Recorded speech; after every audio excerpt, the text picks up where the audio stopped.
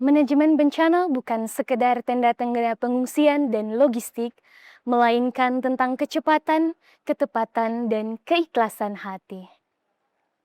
Assalamualaikum warahmatullahi wabarakatuh. Shalom, salve, namo buddhaya, salam kebajikan, rahayu, dan salam sejahtera untuk kita semua. Yang terhormat Ketua Asosiasi Institusi Pendidikan Nurse Indonesia, yang terhormat para Dewan Juri Indonesian Nursing Student Competition 2026. Perkenalkan, saya Maria Eleonora Nataliato dari Sekolah Tinggi Ilmu Kesehatan Maranatha, Kupang. Pada kesempatan kali ini, saya akan menyampaikan sebuah pidato dengan tema The Voice of Resilience, menyuarakan peran strategis perawat sebagai penentu kebijakan manajemen bencana. Pertama-tama, patut kita panjatkan puji dan syukur kehadapan hadirat Tuhan Yang Maha Esa, karena atas berkat dan perkenanannya, kita semua masih dalam keadaan sehat walafiat.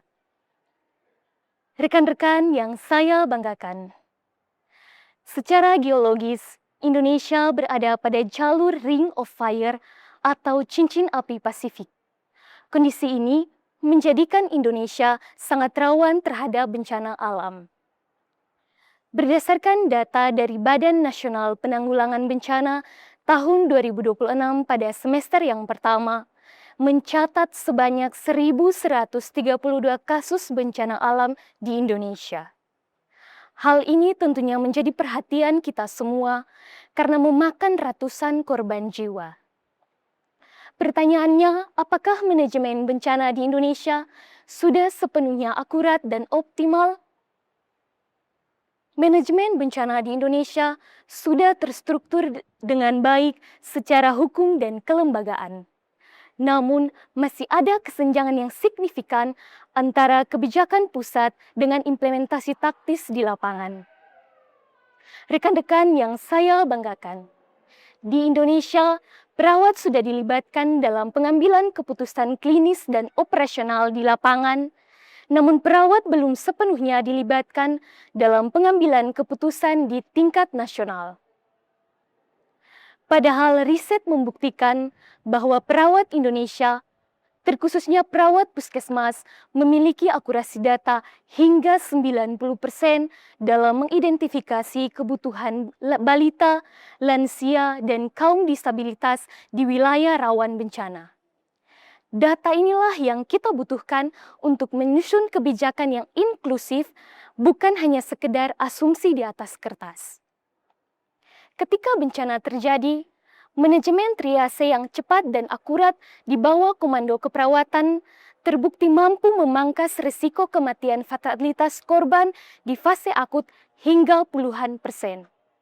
Disinilah letak peran strategis perawat.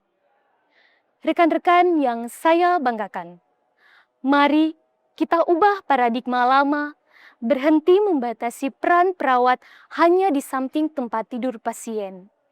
Bawa data, bawa suara, dan bawa keahlian perawat di meja bundar penentu kebijakan manajemen bencana, karena ketika perawat dilibatkan dalam pengambilan keputusan manajemen bencana di tingkat nasional, kita sedang menyelamatkan banyak nyawa, bahkan sebelum bencana itu terjadi. Saya menyuarakan suara ketangguhan ini untuk Indonesia yang lebih siap, lebih tangguh, dan lebih aman.